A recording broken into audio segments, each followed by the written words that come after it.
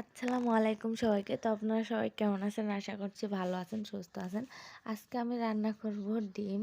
তো এই তো আমি ৫ টা ডিম একদম সিদ্ধ করে নিয়েছিলাম, খোসা ছাড়িয়ে। তারপরে এইভাবে ভেজে নিলাম একটু লবণ আর একটু হলুদ গুঁড়ো দিয়ে।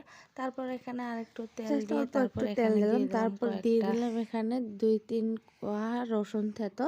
তারপর এখানে আমি ৪টে পেঁয়াজ একদম পেঁয়াজগুলো মিডিয়াম সাইজের পেঁয়াজ ছিল।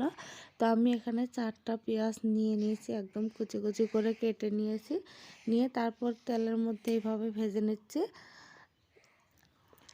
তো এইভাবে ভাজতে ভাজতে এখানে আমি একটু লবণ দিয়ে দিয়েছি আর একটু হলুদ গুঁড়ো দিয়ে তারপরে এখানে আমি দিয়ে দিলাম মরিচ কাটাগুলো। মরিচ আমি এখানে বেশি নিইনি, আমি সবসময় একটু কম ঝাল দিয়ে রান্না করার চেষ্টা করি। তারপর এখানে আমি দিয়ে দিলাম 2টো সাদা এলাচ আর একটা কালা এলাচ। তারপর এখানে দিয়ে দিলাম আমি একটু জিরা গুঁড়ো, জাস্ট এইটুকুই, আর এখানে কিচ্ছু দিতে হবে না। তো ভাজা হয়ে গেছে পেঁয়াজগুলো। এখানে আমি দিয়ে দিলাম টমেটোগুলো। টমেটো আমি এখানে 4টে টমেটো নিয়েছি, একদম কুচি কুচি করে কেটে নিয়েছি। টমেটোগুলো এর সঙ্গে কষাবো। তো এই তো কষানো প্রায় হয়ে গেছে। কষানো হয়ে গেছে, এখন আমি দিয়ে দিয়েছি এখানে একটু জল, জাস্ট এইটুকুই জল দেবো। তো জলটা একটু শুকিয়ে যাওয়ার পর আমি এখানে ডিমগুলো দিয়ে দিচ্ছি। আর জলটা কিন্তু একবারে শুকাবেন না, জাস্ট এটুকু থাকবে যখন, তখনই ডিমগুলো দিতে হবে।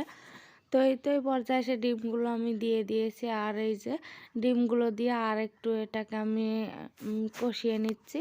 জাস্ট এটা কষায়, ডিম কষা বলতে পারেন এটা।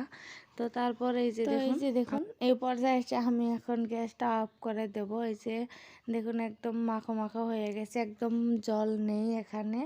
এই পর্যায়ে এসে আমি গ্যাসটা অফ করে দেব। তো আমার রান্নাটা শেষ।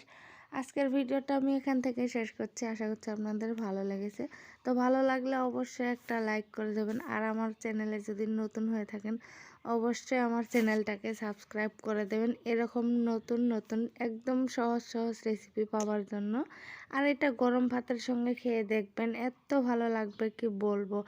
তো